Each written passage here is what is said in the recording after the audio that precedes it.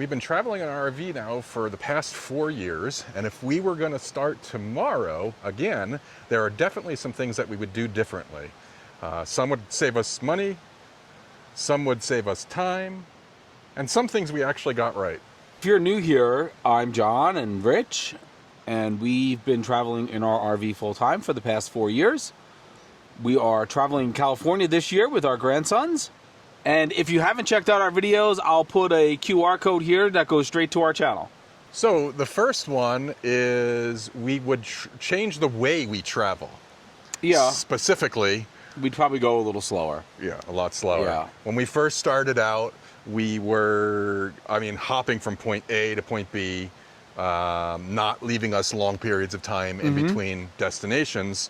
And for us, that got old really quick. Right. We don't particularly care for travel days that are over 3 hours, if we can help it anyway. And we do like to stay in locations for at least a week, but the sweet spots, Like 14 days. yeah, which works well with boondocking. Yeah. And it also it gives you more opportunity to really fully explore the area that you're in. Right. I mean, not just the immediate area where you are, but you can go out an hour, 2 hours, and make a day of it, and you're able to see more of a specific area. Yeah, and I think it also just becomes, at least in our experience, less exhausting, because when you're in a place a little bit longer, you can catch up on your laundry, Right. cleaning the rig, any unexpected maintenance that comes up along the way, and there's plenty of that. Right. And I think that pace, not that you do it all the time, right? No. I mean, there's times that you jump a little bit faster. Yeah. But I would say 85% of the time we're staying at least a week, if not 2. Yeah. Oh, and also kind of what goes along with that is being willing to change plans. Right. Well, being flexible. Yeah, being Right? flexible. When right. something happens, you have to be able to pivot and make that change. Absolutely. Yeah. You can't be so structured and it's like, oh, we have to stay here Right. for 14 days because X, Y, Z. Right. And there's many reasons for that, right? Yeah, could be a million reasons. I mean, weather can be one big one. Yep. You could not like the area. Right. And you just want to move on. Exactly. Or you can have a maintenance issue that you then need to get done. Which actually just happened to us. Right. And if you don't know much about that, click up here and we'll link to the video that just came out on Monday. And if you're enjoying this video, hit like down below.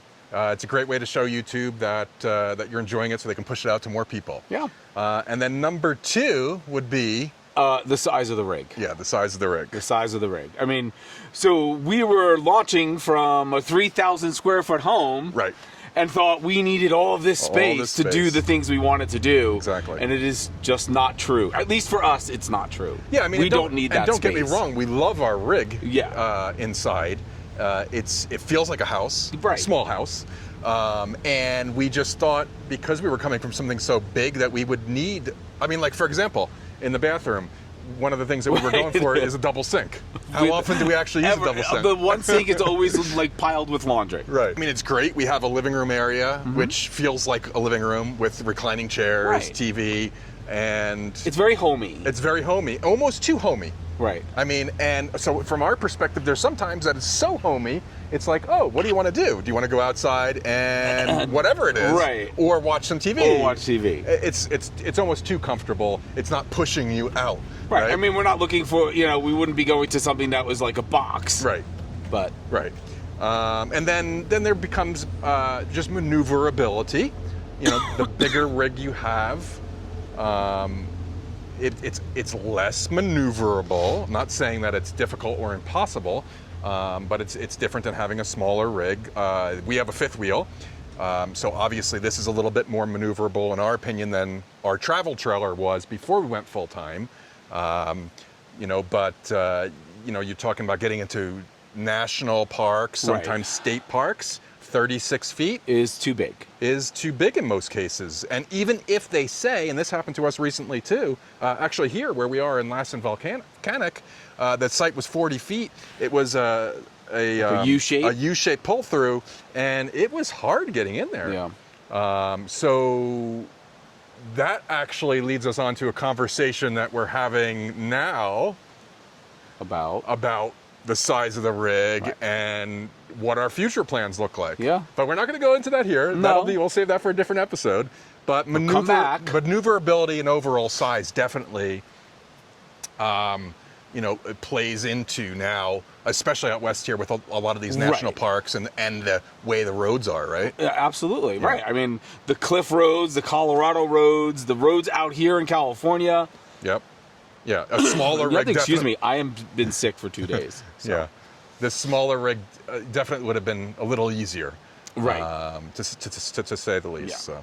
Let us know in the comments below. Would you, if you're launching, trying to go full time or going to go full time, would you go bigger or smaller, or what kind of travel ideas do you have? So that gets us into number 3, which is buy less stuff. Crap. Crap, as you call it, right? All of that stuff that you think you need, like, Right. for cooking, a smoker, a griddle, No. a pizza oven. We bring with us now just the smoker and the pizza oven. Which but- I guarantee you that's going to change. Okay, so there you go. That's just, but then there's 1,000 other things that we used to have, cornhole, and Right. when you're full time, it's just you RV differently. Yeah. While some people might use that all the time, we didn't. So those are some of those, all those extras. Mm-hmm. We'll carry with us the tent because that's an extension of our living space. Right. Being that we work full time on the road, one of us will go out there, sometimes to make a call. So that makes sense. But then, there's 1,000 other things that we've gotten rid of. Different camp chairs that are just too big, too heavy. Right. Too big, too heavy, too bulky. Yep. They don't fit well in the basement. And really the same goes as inside, all the kitchen gadgets and Right. it's I don't have all the things anymore. I bring a rechargeable blender that I can use to chop. I can use it as a food processor. I could use it as a billion different things, but I had all the things. I Right. had a food processor, and I had a chopper, and I had a blender. You Yep. just know, you just so realize you're not using So them. now what we do is when we get back to the ranch, every once in a while we'll go through bin by bin, and if we haven't used something in a while, It we goes. leave it there, and we have a lot of stuff that fits that bill at the ranch. Yeah. But it's great because now our basement's pretty empty, Mm-hmm. and it's much easier to get things and much more enjoyable. Yeah, we had 4 bins. We're down to 1. Yeah. And speaking of things, We have a merch shop. I'll put a QR code right up here. nomadstrekkn.com/merch. We have T-shirt and hats coming Hats soon. coming soon. Still working on those. But there's a whole bunch of things that are coming out. So keep checking Yeah, back. and it's an easy way to support us if you enjoy our content and what we're doing. Yeah. All right, and that gets us into number 4, which is we would worry less about having everything planned. Yeah. And where we are right now is a perfect example. Right. We didn't have this planned at all, but no. you make a change. But you make a change. So when we got here, our boondocking spot was closed because they're logging the area. And unfortunately, we didn't have a backup. And we usually have backups when Yeah. we go boondocking. But we were able to score a national park campsite for one night, which got us the ability to get the rig in there, use it as base, and we went out and scouted. And that's where we found this beautiful stream side campsite Yeah, it's that gorgeous. we've been boondocking out for the last 7 days. So, but yeah, but that goes into even activities. Again, if you have everything planned and you have all your reservations made, not saying that it doesn't make sense sometimes to do that. And but for some people, the way that they travel. it works for the way they travel. Right. You're right. But then if something goes wrong, you just have to keep into consideration that Everything changes. Everything changes, and many times you'll lose money. Yeah. Whether it's a reservation for a campsite or An for excursion. an activity, right? Yeah. Yep. So we like to, when we go to play, we'll have maybe a couple things if we feel pretty confident about it. Right. That we'll book. Knowing that potentially we might lose out and have to cancel, Right. but then we have a couple days in there where we have nothing planned, and it's those things that come up, the side trips. Maybe you were exploring something and you wanted to get a little deeper, or you find something along the way. Right. Yeah. Or you do an excursion and then there's another excursion that you could do, like Yeah. the caves, where you could do this 6-hour cave tour. Exactly. Yeah, that was not planned. That was not And planned. that was at Sequoia. Yeah. And that was actually wound up being a highlight of the trip there. Yeah. So that brings us to number 5, which is we'd have a better understanding that things would break. Right. Because we are not strangers to broken things on the RV. No, not at all. I mean, we had the rig for just under a year. We bought it new before we went full timing. We thought we were going to work out all the kinks, and we had this odd realization that nothing was going to break, and just it's not true. Not when you're constantly moving. Yeah. Yeah, so I mean, they don't make these rigs the way they should or could. But that being said, it is a unit moving down the road. Right. And just like, and it doesn't have to be just a rig. I mean, even truck issues, which we've been fortunate on so far. But I mean, they happen. And now, when things first started to break, it was just like the end of the world. Right. I mean, it would ruin wherever we were. Yeah.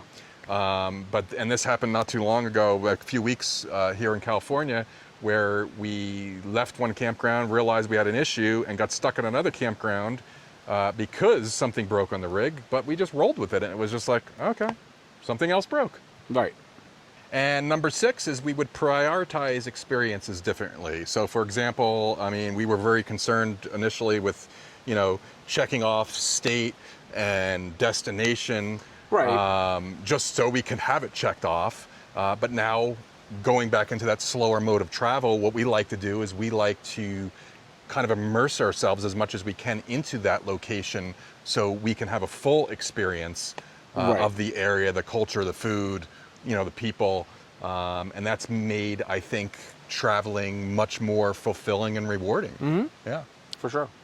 Right, number 7, what wouldn't we change?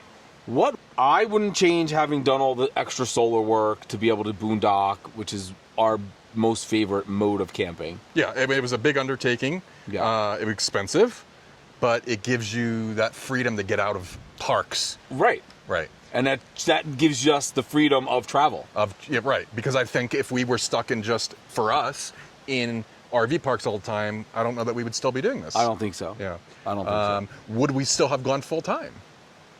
Yeah, as of right now, 4 years in, sure. Absolutely, yeah. Yeah. This lifestyle in general has given us the ability to experience new places at our pace. Mm-hmm. I mean, we virtually can have our home, if we wanted to, in a different location every night. Right. That would be a lot, but yeah, right. we could. But we still work. We still have all the responsibilities and issues of anybody else that lives in a sticks and bricks.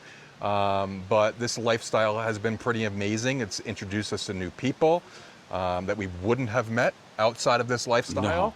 No. And that's been amazing.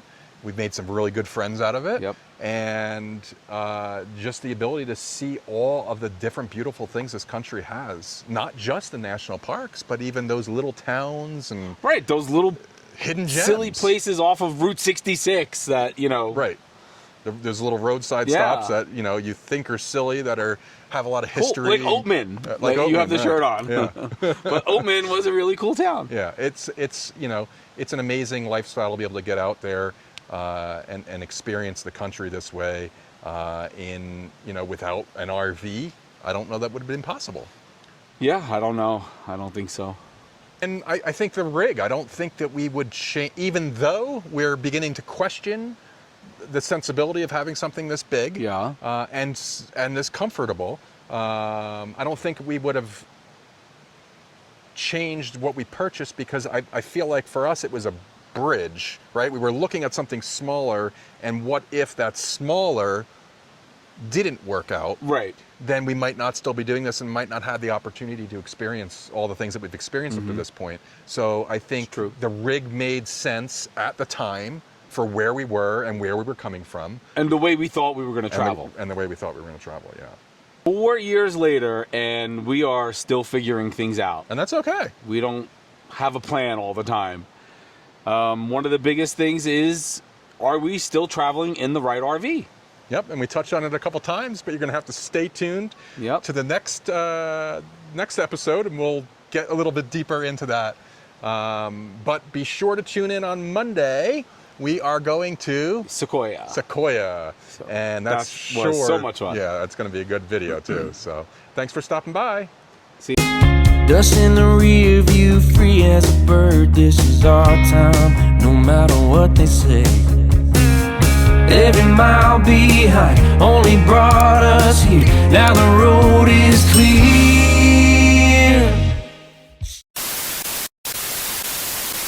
And then that leads us into number 3, which is we would buy less stuff. Crap. For sure. I mean, and that can be anything. I mean, that can be gadgets for the wind is RV. picking up though, so we might need to pause for a second. I definitely don't need anything else on my throat to make it itchy.